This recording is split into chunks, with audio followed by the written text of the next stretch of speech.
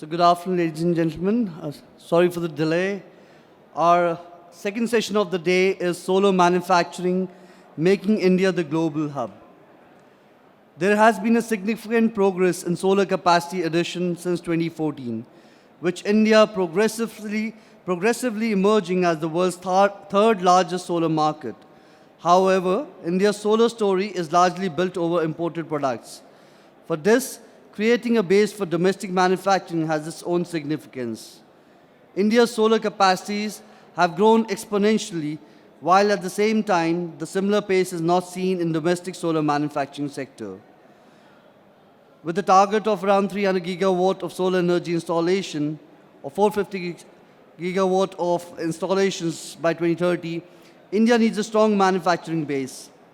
This session will focus on making India self-reliant in solar PV manufacturing.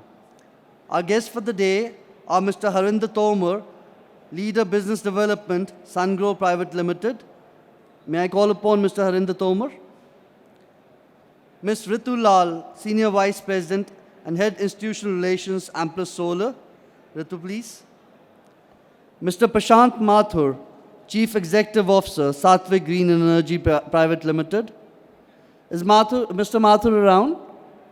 I think he would be joining us shortly. Mr. Sujoy Ghosh, Vice President APAC and India Region, First Solar Power India Private Limited. Mr. Arijit Mitra, DGM Channel Business, Longi Solar, Longi India. Is Arijit here? Mr. Gautam Reiki, CEO, Skirion Logistics. And the most important, our moderator for the day, Mr. Subramaniam Pulipakka, CEO, National Solar Energy Federation of India.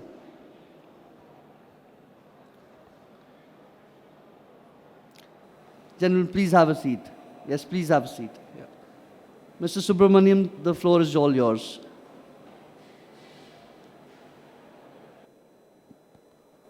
A very good afternoon to all of you. It really feels that we are closer to the normal after seeing many of you today in person. In fact, even among the panelists also, we are meeting after almost 1.5 years. So we are very happy to finally meet each other in person. Today's panel discussion is mainly focused on the roadmap for solar manufacturing in India and what are the opportunities, what is the way ahead. And of course, we will also discuss about the challenges, the roadblocks, the impediments, and the constructive suggestions or a feedback that we can take away from today's panel discussion to the government authorities. I have with me today a very stellar panel, and I'm sure none of them need any introduction. But the very beauty of this panel is the composition of it. On one side, I have one of the largest manufacturers of solar modules in the world. Of course, they are also into recycling now with state-of-the-art technology. We have domestic solar module manufacturers here today. We also have another largest solar manufacturer end-to-end, starting from polysilicon to cells and modules. We also have a company which handles the logistics of it. And of course, we have Sungrow who handles the inverters, who are manufacturers of inverters. And we have Amplus with us, who I think for today's discussion should represent the consumer side of the manufacturing narrative. So without much delay, I will try to delve right into the discussion. A little bit of context. Today, India is home to 45 gigawatt of installed capacity when it comes to solar. We are world's 5th largest country. We are world's 3rd largest market. In 2011, we were the 2nd largest exporter of modules in the world. In 2021, we are the 2nd largest importer of modules in the world. Of course, it goes without saying, even cells. So 10 years down the lane, from being one of the largest exporters to predominant an importer, things have come a long way.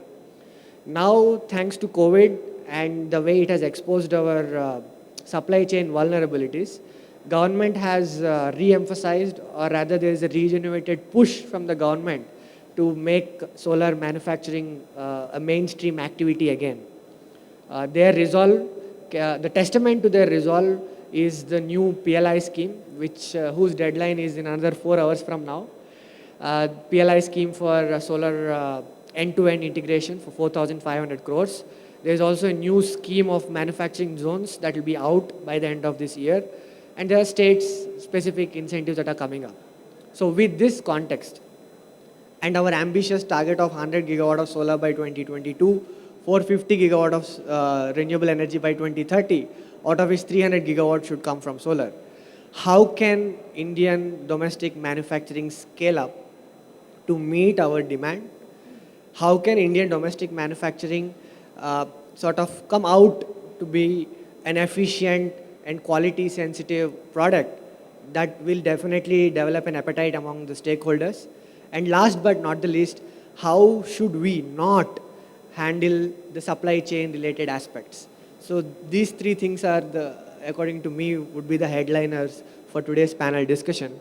And I would now directly dive right away into the discussion. And for the first question, I would request Sujoy ji from First Solar to sort of put his perspective on how, as a country, you see India, I would not use the word evolving because that will still be an overstatement, but from where we are today to where we want to go for bridging the gap between supply and demand, how you see India's trajectory shaping up, especially from a company like First Solar's vantage point, where you have seen, or rather you have sown the seeds of manufacturing in the Americas and also to some extent in the other parts of the world. So over to you. Thank you, Subbu, and always a pleasure to be on your panels. I think just to correct you, we have also sown seeds of manufacturing in India. We have announced investment to put up a 3.3 gigawatt fully integrated semiconductor to module manufacturing facility near Chennai, which should be up and running in by the fourth quarter of 2023. So if you ask me what should or how should we bridge the demand-supply gap? So I think firstly we should have continuity of policies. For those of us who've been old enough to be in this industry since it evolved from 2010, as you rightly said, India was exporting modules in those days to now becoming the second largest importer. We got to understand what happened, right? So number one is, I think from a government standpoint, the focus was on scaling up the deployment of energy at the lowest price point or at the lowest cost point. And, in that vision, there was completely open source of technology which was allowed with very little entry barriers or quality barriers, right? And I would emphasize the word quality barriers because all of us work off a half-page specification on solar modules when it comes to PPA bidding for SECI. Also in that period, China, put into play policies in their country with a very clear goal of dominating the solar energy supply chain, the solar PV supply chain, because they had a vision that as the world transitions from fossil fuels to renewables and to solar will be the new oil. And so they wanted, and they had a very clear goal of making the rest of the world dependent on China for sourcing of solar panels and the supply chain items. And they created humongous amount of capacities, a lot of it with state level subsidies. Some of it are transparent, some of it are not transparent. And they really, it's not easy to create that kind of capacity, right? So the government had a very clear goal. Our government had a very different goal, which was to be the biggest deployment of solar. And so we focused on policies around solar parks, RPOs, and we looked at the deployment side. In those 10 years, there have been several moments in time where the government had options to listen to the voice of the domestic industry, but for a variety of reasons, the then domestic manufacturing industry could never get its viewpoint across till, as you rightly said, the monopoly or the dominance of one country started to pinch. Because when you have a monopoly, obviously then there are unfair trade practices which happen, which we all have been witness to. Therefore, I think post-COVID, over the last 18 months, as across a broad range of industries, the government has looked at how do you get into self-reliance and solar energy and energy overall being one of the strategic resources. So, a couple of very important policy movements at the central government level, which have made manufacturing in India attractive.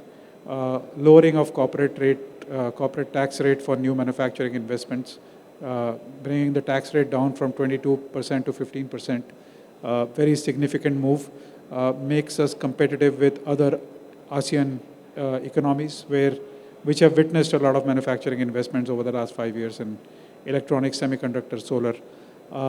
PLI, of course, is a scheme which was announced, but more importantly, the government's clarity around and the need for a level playing field.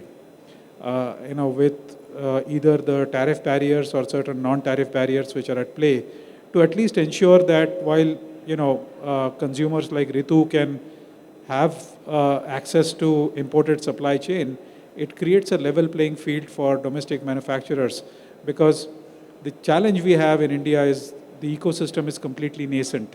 And for a manufacturing industry to build up and be sustainable, you need scale, and you need the whole ecosystem build up, which will only happen with scale. And there is a journey of 4 to 5 years in which that ecosystem starts to build up, right?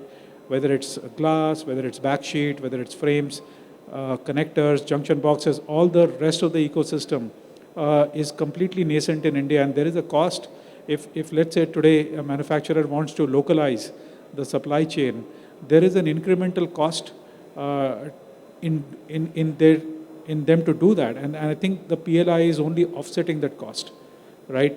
PLI, if you look at the way the incentives are, an average about 2.5 to 3 cents per watt is the PLI, but that's the delta cost one would pay if one were to make a module with made in India glass, made in India backsheets, made in India connectors and all of that, which ideally one should, right? Because if you want to create a 40 gigawatt manufacturing ecosystem, one has to look at how do you create the local supply chain, pretty similar to what the auto industry did. The other thing is, a lot of the investors, as one looks at today, strategically one has to take a call whether you're going to play catch up to China or you're going to do something different from China, right? And that's where technology comes in, because if you play catch up to China, you're never going to win that race, right? It's impossible because they started 10 years ago. And, they have the economic power to sustain that kind of a build out. So as you look at 2021 and the next decade for India, one has to also be very clear about technology choices one makes to manufacture in India, to make in India. I'm not talking about assemble in India, but I'm really talking about making in India. And therefore, you got to look at technologies which do not have that kind of scale in China, which are at a slightly initial stage in their evolution. But India allows them that market opportunity where they can demonstrate scale. And I think if you look at, ideally, one should look at creating the technology options here, which have very minimal dependencies on the China-based supply chain. Otherwise, it'll not be a successful journey. Thank you very much, Vijayji, and I think you are right on point when you talked about the scale and how India should now focus on leading rather than catching up. And at this juncture, I can't help but to bring in Arijit ji from Longi into the discussion. So, and for viewers, if you think I'm leaning more towards my left, That's because both of them represent more capacity altogether than everyone on the right. So that's why there's more heavy panel than the other side. But on a lighter note, but Arijit ji, we know Longi is, of course, world's the largest end-to-end integrator when it comes to the solar module manufacturing ecosystem. Sujoy ji made a very pertinent point on the scale and how it can offer you the kind of economics you can play with. Now, we have a playbook from China that is in front of us. We have a government that is very strong in its resolve to promote manufacturing. We have demand, and it's not demand, it's demand, demand, and demand for the next 10 years. With these three pieces of the equation, what next in terms of vertical integration in Indian context? Because to be frank, all of us can agree here unanimously our vertical integration is zero. Uh, Thanks to PLI, we might witness something by the end of next year, I mean 2023 or 2024. So what do you think, or how do you think we should proceed on the vertical integration part while learning from not only the success stories but the mistakes our other neighboring countries did? Am I audible? Yeah. I'll start with anecdotes actually. Our industry, solar industry in India, it looks tall, but still it is in adolescent stage. So the EQ is there, IQ is there, but still that jitteriness is there. So I think in coming days, what I see that this industry is young, but it is not, like a toddler anymore. It looks big and it's now behaving maturely and we are towards our maturity. The maturity will actually come from the stability of policies.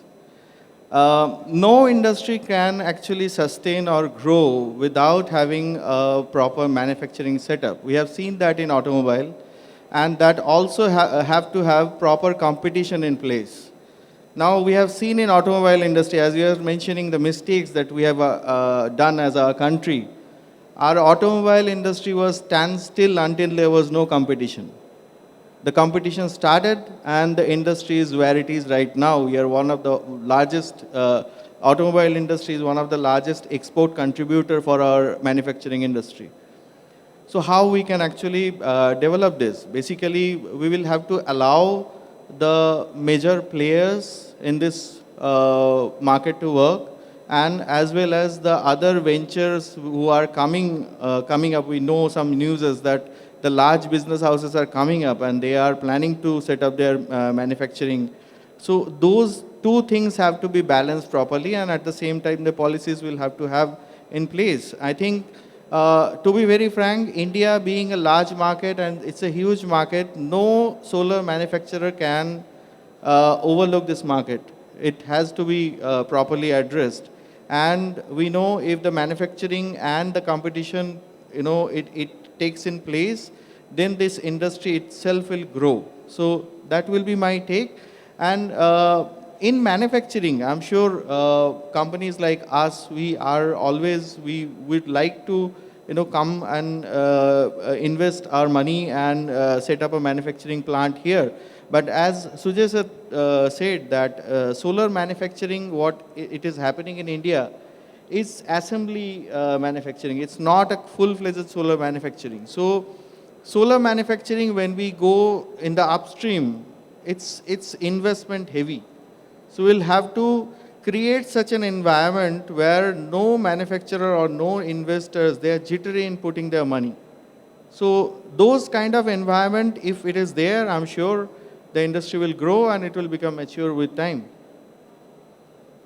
I think that's what would my submission. I fully agree with you. In fact, the better and the more exhaustive the ecosystem is, the more investments will be there. And it's always said, investments always follow policy. Now shifting the debate or discussion from the manufacturer's perspective to the consumer's perspective. Ms. Ritu, Sujoy ji has, in his initial remarks mentioned, there was this quality barrier which is sort of a impediment. And of late, not of late, as a legacy we have seen, the appetite for domestic modules among domestic consumers not being up to the mark. From the consumer perspective or a developer perspective, what should domestic manufacturers look into to ensure that there will be an appetite for domestic modules in the Indian market? Because I know in many of the fora you've very rightly mentioned about the bankability and all. So are there some tips that they should have in mind to ensure that their products are more bankable and there's more appetite for their products? Thank you. Am I audible or? Okay, right. Great. So thank you for posing tricky questions to me. Okay. So let me tell you from a consumer's perspective, whether we are a developer or an EPC or somebody who's buying solar, right? A solar plant. What is the requirement, right?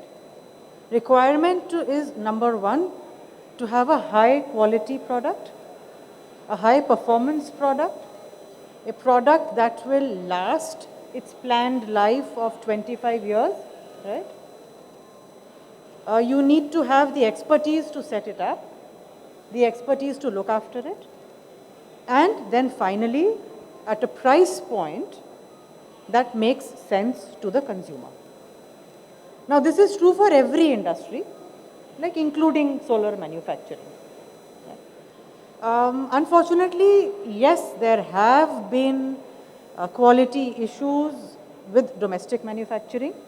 I am sure there are quality issues with modules being made in other countries as well. But what consumers like us, who are using the best, see, because my business model is selling solar power as a service. I own those assets, I operate those assets for up to 25 years. So for me, I get paid for what is generated. So my focus is always going to be in putting up assets which are the best quality with optimal performance, right? So I am importing the best. I'm not even saying anything from tier 1. I'm looking at the top tier of tier 1. So companies like us in any case are operating at that end, the kinds that First Solar, Longi, and there are Indian companies also who fall into that bracket. Where there starts to be a dichotomy is the price, quality, reliability, and even the testing standards. So even the top tier of what you find in domestic manufacturing, the testing parameters for quality are not the same as they are in, and companies like Longi, what is there in their, and probably First Solar, what they are doing in terms of testing. So it translates into when you are setting up also. How many rejections are there, right? What are the issues? Now those rejections may be replaced, etc., but that's not something which is desirable.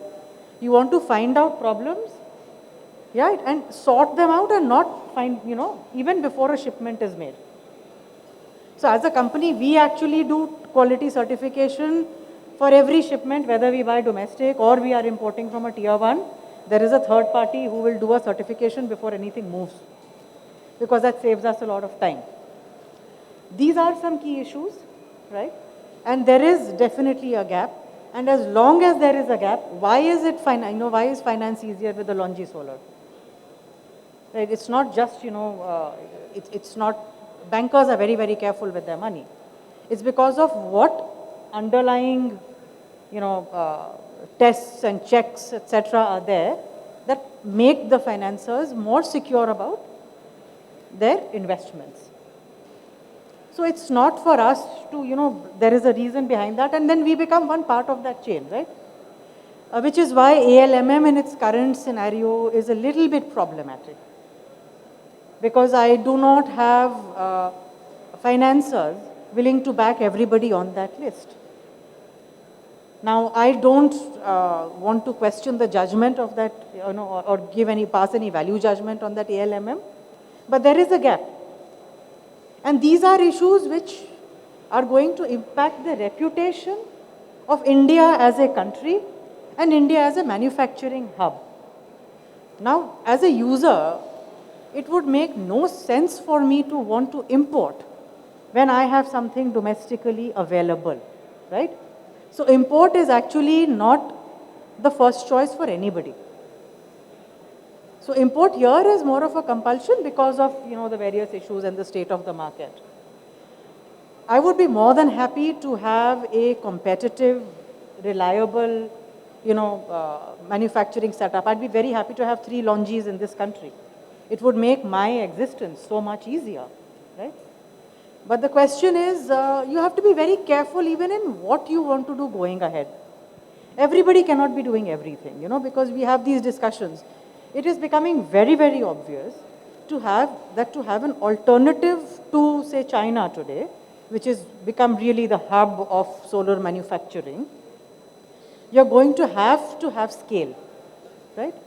And the fact that Shujoy is setting up a 3-something gigawatt integrated plant, because I don't think if he was setting up a 300 megawatt plant, he could have done it at the same scale, or possibly been able to integrate it. Unfortunately, it is going to become a matter of scale, because even in China, which are the brands that I see here, those are all brands who are backward integrated, brands who have enormous scale, because that scale is resulting into a certain price. Scale is important. And then we have, okay, what about MSMEs? What about the smaller industries? Everybody cannot be doing everything. You don't have MSMEs manufacturing vehicles. But somewhere down that supply chain, right, of manufacturing, there are MSMEs who are contributing to SMEs, who are contributing to medium enterprises, who are contributing to large enterprises, who are supplying to these auto companies. So even there you have to have this delineation about who can do what without impacting the final value of what we derive in manufacturing. So this requires huge amount of clarity, huge amount of investment in R&D, because as both of these gentlemen have pointed out, you cannot be aping something which exists, right? And which they have an expertise at in China. So you're going to have to find out something new. To do that, you're going to have to punt a little bit, right? And hope that, the bets that you have taken are the right bets. Put money, because R&D requires money, R&D requires nurturing, and scale. Because otherwise you're not really going to have, it's going to be very, very niche. Now your own manufacturing, your own consumption, you're saying by 2030 you're going to have about 300 odd gigawatt, right? Now if all of these companies are setting up over here, I'm sure the intent is not that, we'll be manufacturing for 5 years and then we are out. Perhaps that is not even long enough for the payback period. So the fact that they're setting up means that they have to compete internationally, where they will not have a 40% BCD protection or any sort of safeguard duty protection, right?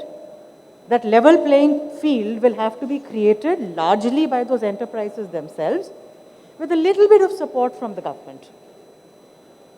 So it's complicated, it's difficult. It's certainly going to be exciting to see what happens, who comes up, who succeeds and who does not. Obviously, if we are able to get a very, very superior domestic manufacturing, it makes the job of organizations like ours much easier. Of course, not at a 40% premium to what is available already in the market. So that's it from me. I hope domestic manufacturers were taking a note of the issues, but I think it was summarized very well. The quality, the scale, and the finance, all these three are equally important, and I'm sure they'll be dictating the landscape of manufacturing in this decade. Now, before I go to the logistics part, which I strongly believe is going to be a challenge, I would like to bring in Harendra ji from Sungrow. So Sungrow, we know, is undoubtedly one of the leading manufacturers for inverters. You are now manufacturing in India. Very often when we talk about solar manufacturing, the focus goes on modules and cells and inverters are ignored. But how do you see from the government's policy perspective, incentives perspective, the landscape for manufacturing evolving? Because in the budget this year, the finance minister has announced a duty on inverter imports. We have also had series of deliberations with the association and ministry on how to promote inverter manufacturing. But according to you, how does the grass look on the other side? Yeah, thank you, Subramaniam ji. Let me put forward that Sungrow is one of the largest inverter manufacturer in the world, and we have the largest supply globally for inverters. And we were just when we were discussing or interacting with the government agencies, so officials were asking us to put a manufacturing facility over in India. So we were just saying that there should be environment, there should be some supply chain, there should be market. Obviously, we have seen that Indian market has good potential, and not only for short term, for long term also. So we have seen this potential, and in 2018 we have started a manufacturing facility with 3 gigawatt annual production capacities. Even though that we were not able to supply these Make in India product to Indian solar industry. The reason being is the imported product were cheaper than the Make in India products. So later on that this year when that BCD has been announced by Honorable Finance Minister, then only that Make in India product has been taken up by developer and APC players. Even though we welcome this decision, this BCD of 20% is, even though that is also have some scope to be increased, to give a good chance to local manufacturing in India. In that we also have certain challenges in that manufacturing in India. That one major challenge is the supply chain, because inverter is all of us know that is the heart of a solar plant. So we need to maintain a good quality, so that electronic components, the quality still it is lacking in India to be manufactured. So we are also dependent on some electronic components to be imported from European countries and some other countries. So that is a major challenge we are seeing in that manufacturing in India, that lack of supply chain. Obviously that market is there, but that I think that there where government can also support in that, focus in that, invite the component manufacturer also. No, it's a very valid point. The downward integration, component manufacturing is something that has always been the missing piece. When it comes to semiconductors, IGBTs, we have suffered a lot, and I'm sure there will be a better roadmap ahead. Now, coming back to the main sort of spine of this entire manufacturing narrative, which is the logistics. We have seen how logistics can be either, they can either have a dream run or become a nightmare. And especially in the Indian context, with the kind of geographical features that we have, with the coastal areas, landlocked, hilly areas, it will become more challenging to handle any aspect of logistics, and solar is of course not an exception. So Mr. Gautam, from your experience, looking at India's not so nascent stage of manufacturing, how should we envisage or plan our logistics to be as exhaustive as our next door neighbor, or in fact better than them, in order to not lose out on the logistics front? Sorry. Good afternoon, everyone. Yes, what you're saying, thank you, Mr. Subramaniam, for bringing that up. Logistics is, again, as I said, the last leg of supply chain. That is why I'm speaking here at the end of after everyone has spoken. So it is actually quite right when you talk about we want to ape our next door neighbor. Now there are a lot of challenges today in the market. Of course, today it's in a crisis. So logistics industry, shipping industry today is in a crisis for the importers and exporters. Not for the shipping lines, of course, because they are making a lot of money, But because of the pandemic being there, there has been a lot of inventory shortage.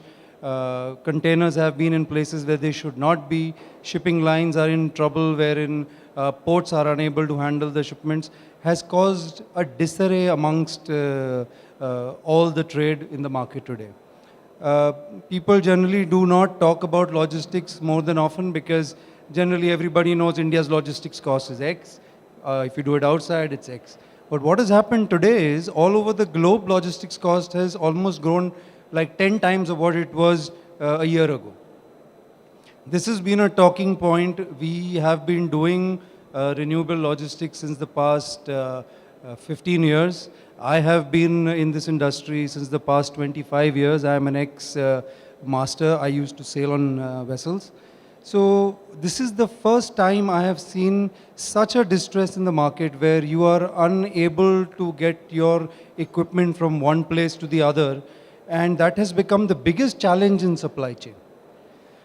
Even though India was supposedly a very fragmented logistics market, people were getting the job done. You know, the transporters in India were able to transport from A to B. There would be some issues, but there were ways, you know, as they say, Jugaad in India is quite famous. It used to be done and delivered. But today, no matter what Jugaad you try, or no matter how advanced a logistics nation you are, we are unable to get 5 containers from, say, Chindau to Navashiva because of what has happened.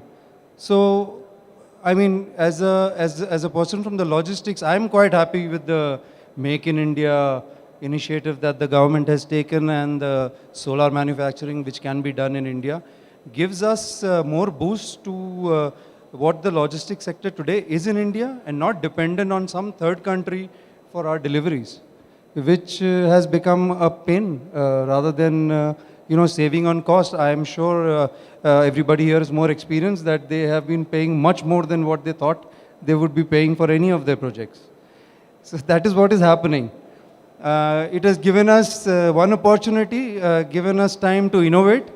We have done come up with quite a few solutions with other vessels carrying containers, trying to do trucking from Bangladesh, Nepal, trying to increase on our export, stock transfers, and you name it. We've been trying to innovate to make sure our customers, are not, blackmailed as such because they are unable to get their products. Next part, of course, this will not be the future. This is temporary. I am sure the market would stabilize, but I don't think it is something very close by. But maybe after a year or so, we would see the market stabilizing. Of course, once you're used to a certain cost, it is very difficult to get it down. People also get used to it. "Kahan, itna hi bharna hi hai humko iska to." So that is how it works. But in India, today, India is really getting ready, domestically speaking. I'm not talking about the international logistics now. Domestically speaking, we have seen a paradigm shift completely. There was a time when you did not know what is happening, kisne gaadi lagai hai, which rail freight you are doing, coastal shipping, people not even aware if something like this existed. But today, people, especially the digital shift in logistics is become a big deal today. A lot of people are investing. You would see in almost 9 unicorns coming out of the logistics field last year itself. That means over $1 billion valuation. So we are going the right way. We are going the digital way. There is a Sagarmala project, which I'm sure everybody is aware of. So the government itself is pushing a lot to ensure that logistics cost and those timelines are maintained to ensure that people like the big manufacturers or the consumers are happy that something is happening in India. So you do everything, you invest thousands of crores, make something, and you cannot deliver something from A to B, and you can get it from, say, China or Japan faster. So that is what the difference is there. And today we are very happy to see that domestically there has been a growth, and everybody is looking forward to India to innovate in logistics, reduce the logistics costs, try and get digital, because yes, everybody doesn't want to meet anybody anymore these days. So that, in that sense, the logistics sector is completely ready to support this side of the Make in India, Manufacture in India initiative from the government and from the manufacturers itself. Thank you. I think it's well put, and I was one of the very few people, or rather the minor majority, which was underestimating the logistics and their impact. But now it's like I have a different point of view.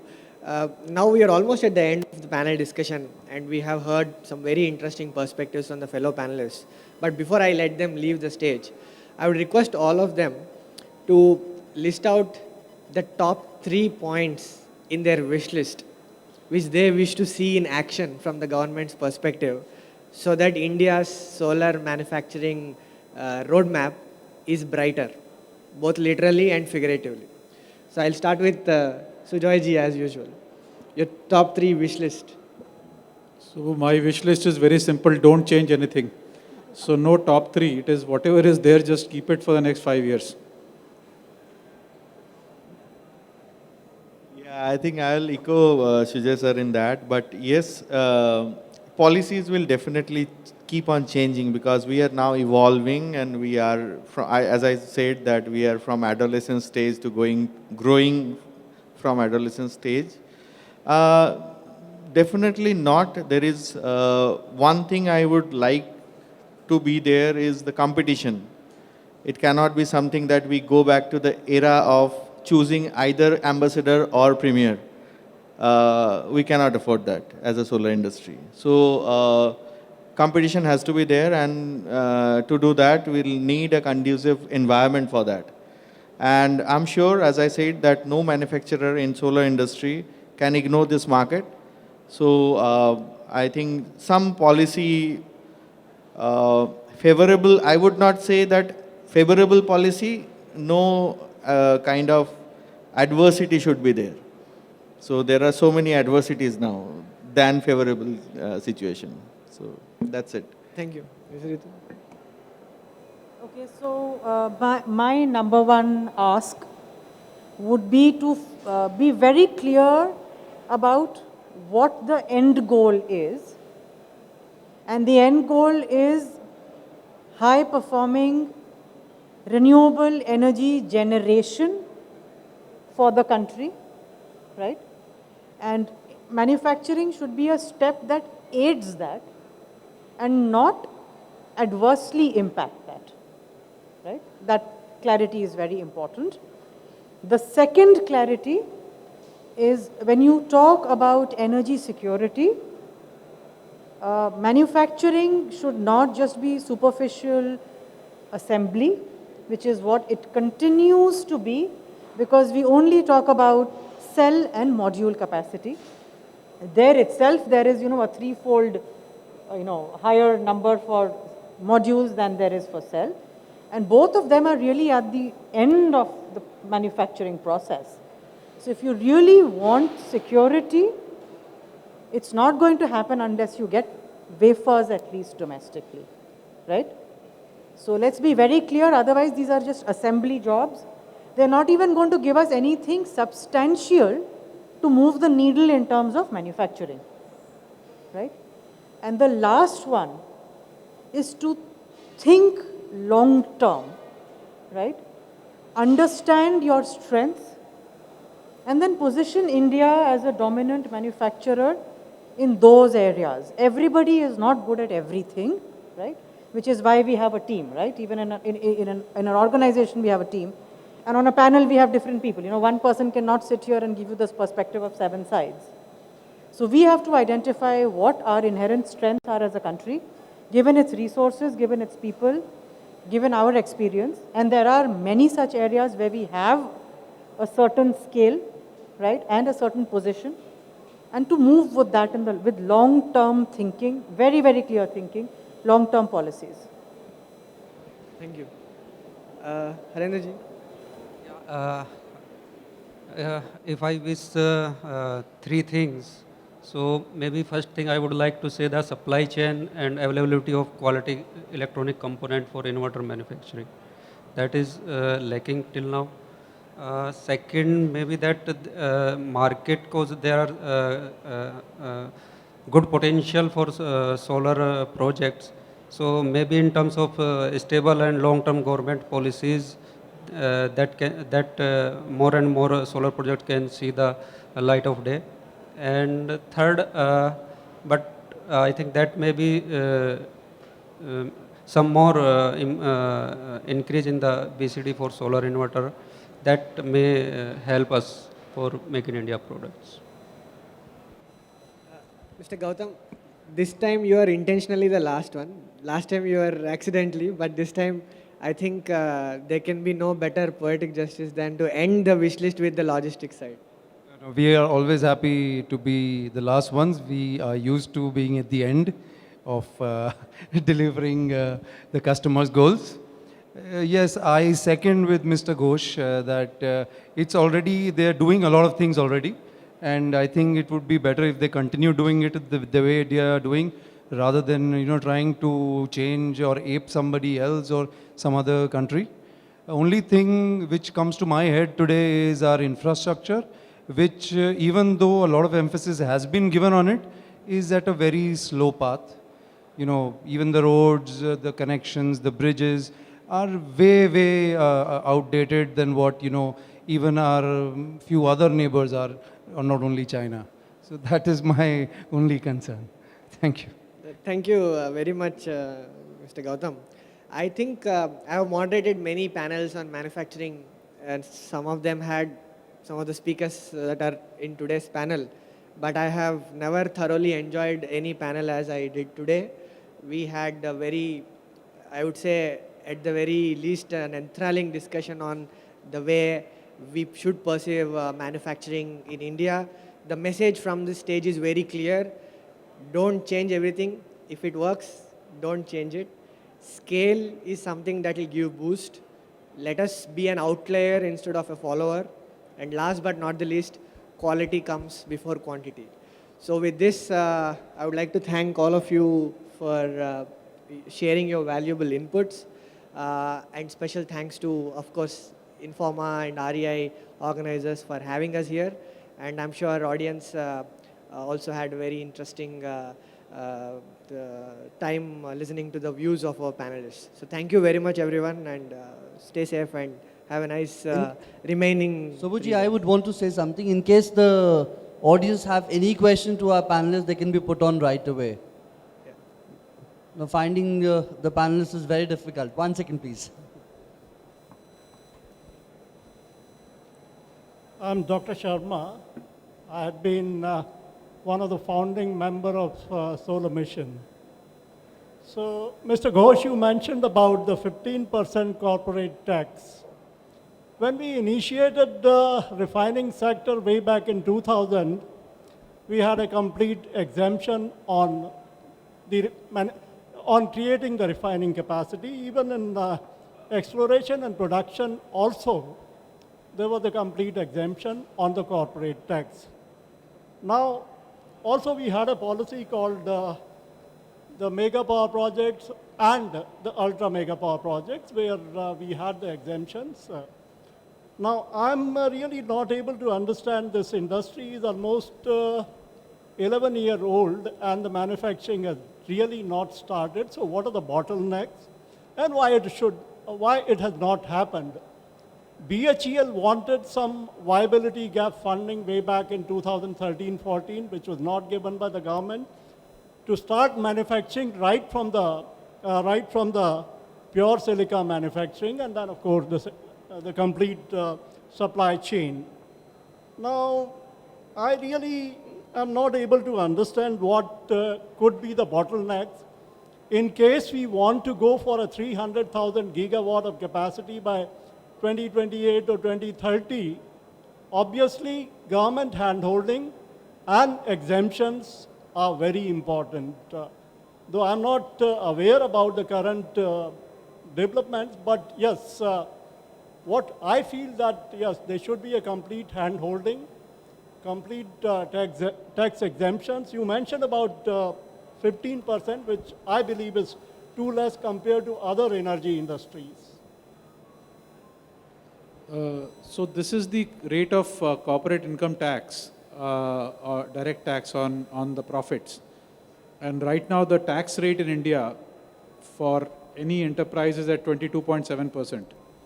But in 2019, the government had in its vision to attract manufacturing, and this is not specific to solar, but any new manufacturing after 1st April, they had given a concessional tax rate of 15%. So this reduction in the tax rate helps you to be more competitive and on a cost basis. I'm talking about corporate income tax. That's right. So earlier the tax rate was at probably about 28%. It's progressively come down. There are certain sectors, as you rightly said, which were exempt from tax. Specifically, things like refining, or to some extent ultra mega. We also had the special economic zones, where if you do set up an industry for export, then you don't pay the income taxes on the income you make because it's mostly export. But then it was replaced by a concept called MAT. So you had the minimum alternate tax come in, which essentially made the SEZs not very competitive, which is why you've got a huge inventory of SEZs lying there with no takers. But generally, India has been one of the highest taxed destinations for investors. Along with that, there's a very high cost of capital. So if you look at globally, either economies have a high tax rate with a low cost of capital, like the developed economies, or you have high cost of capital but low tax rate, which is what the ASEAN countries did. And we had like high on both sides, which is what deterred, or which is what made investments in manufacturing, which is more capital intensive as opposed to investments in the service sector. The manufacturing sector investments happened into the ASEAN countries more than India, which is where, if you look at in the last decade, or maybe even the first decade of this century, India as a country lost out on semiconductor, electronics. Most of those investments went into countries which had no domestic demand, but they offered incentives which made manufacturing very competitive on a global scale. What I believe that we should have at least, because solar is a sun-rising industry, and we should have a 10 years complete corporate tax exemption with a sunset clause of 10 years. Sir, we would be very happy. We had asked this, Yeah, but I think the revenue department of the government of India has different views. Department of Revenue will always have different views, but if this industry has to really come Sure. up, then one has to give it. And you're right, that is the single most important policy which the ASEAN countries had, which was long-term tax holidays, which is why you see a lot of the electronics, semiconductor, solar, manufacturing investments happened in countries like Thailand, Malaysia, Vietnam, as opposed to India. That was the primary reason. So at least from 28, it's come down to 15. You combine that with what he was explaining about logistics. So yes, there is a freight equalization which has happened. And so right now the math kind of works in the favor of India. Thank you. Thank you. Any other questions from the audience? Thank you so much. Thank so you all for your time, and hoping to see you all again very soon.